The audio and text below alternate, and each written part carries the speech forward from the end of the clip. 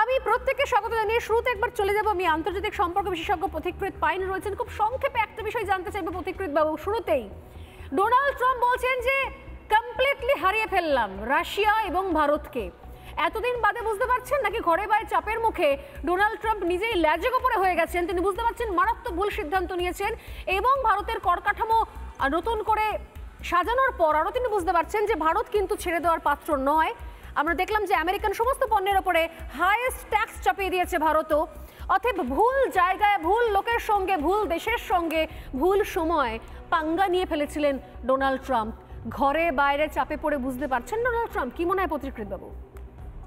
দেখুন সোনালী দি, প্রথম কথা হচ্ছে যে ভারতবর্ষকে প্রথমে হয়তো ডোনাল্ড ট্রাম্প ভেবেছিল একটা সফট স্টেট এবং এর ওপর যদি আমরা ট্যারিফ লাগিয়ে দিই, যেটাকে এক ধরনের ইম্পোর্ট ডিউটি বলা হয়, তাহলে হয়তো ইন্ডিয়া ভয় পেয়ে গিয়ে রাশিয়া থেকে তেল কেনা বন্ধ করে দেবে এবং ইন্ডিয়ার যে ডেয়ারি বা পোলট্রি বা মাছের বাজার বা কৃষি বাজার, সেগুলো আমেরিকার থেকে যাতে ইম্পোর্ট করা হয়, আমেরিকা যাতে এক্সপোর্ট করতে পারে, সেই মার্কেটগুলো খুলে দেবে।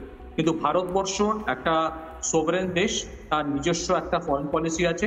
আমরা যে তেলটা রাশিয়া থেকে কিনি তার পেছনে আমাদের নিজস্ব স্বার্থ আছে। আমরা কোনো যুদ্ধের মধ্যে ইনভলভ হচ্ছি না। আজকে যদি তেল কেনা বন্ধ করে দিই তাহলে তেলের দাম বেড়ে যাবে। দ্বিতীয় কথা হচ্ছে আমাদের যে এই 4টে মার্কেট বললাম, এই সেক্টর, এখানে 15 কোটি কৃষি তাদের রুজি রোজগার নির্ভরশীল। সেই সেক্টরগুলো আমরা কোনোদিন খুলবো না, তাতে আমেরিকা রেগে গেলে রেগে যাবে। এবং আজকে যে ভারতবর্ষ দেখিয়ে দিয়েছে যে আমাদের ওপর ট্যারিফ চাপানো সত্ত্বেও আমাদের অর্থনীতিতে তার উপর বিশেষ কোনো প্রভাব পড়েনি।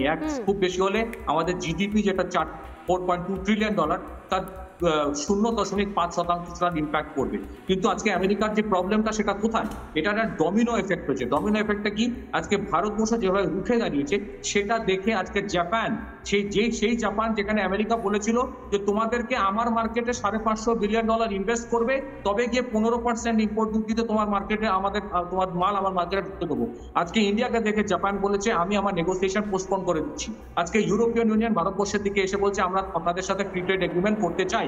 আজকে রাশিয়া বলছে আমরা আপনাদের সাথে ফ্রি ট্রেড এগ্রিমেন্ট করবো। এবং গ্লোবাল সাউথে যেখানে 125 খানা দেশ, voice of global south summit যখন ইন্ডিয়া মোদিজি করেছিলেন 2 বছর আগে, 125 খানা দেশ সদস্যতা নিয়েছিলেন। এরা বলেছেন যে আমরা ভারতবর্ষের দিকে তাকিয়ে আছি, ভারতবর্ষ কি করে।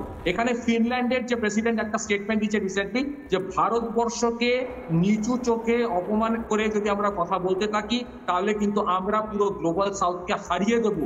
এই যে এবং পশ্চিমী যে ওয়ার্ল্ড অর্ডার, যেটা পশ্চিম কন্ট্রোল করে, এই মানসিকতা থেকে আমরা যদি বেরোতে না পারি তবে আগামী কিছু বছরে আমাদের পক্ষে কিন্তু এই পুরো ওয়ার্ল্ড অর্ডার ধরে রাখা সম্ভব নয়। সেই জন্য আমেরিকার মধ্যে ট্রাম্পের বিরোধিতা ওয়াল স্ট্রিটে বড় বড় কোম্পানিরা করছে এবং ডেমোক্র্যাট পার্টির লোকেরা বলছে যে ট্রাম্পের জন্য আজকে আমেরিকা ইন্ডিয়ার মতন একটা ক্রিটিক্যাল দেশ, যেটা ভারত পৃথিবীর 4র্থ বৃহত্তম অর্থনীতি, যেটা কিছুদিনের মধ্যে 3য় বৃহত্তম অর্থনীতি হবে, তাকে হারিয়ে ফেলছে। কিন্তু আমি একটা কথা বলতে চাই, ভারতবর্ষ কারোর সাথে শত্রুতা করছে না।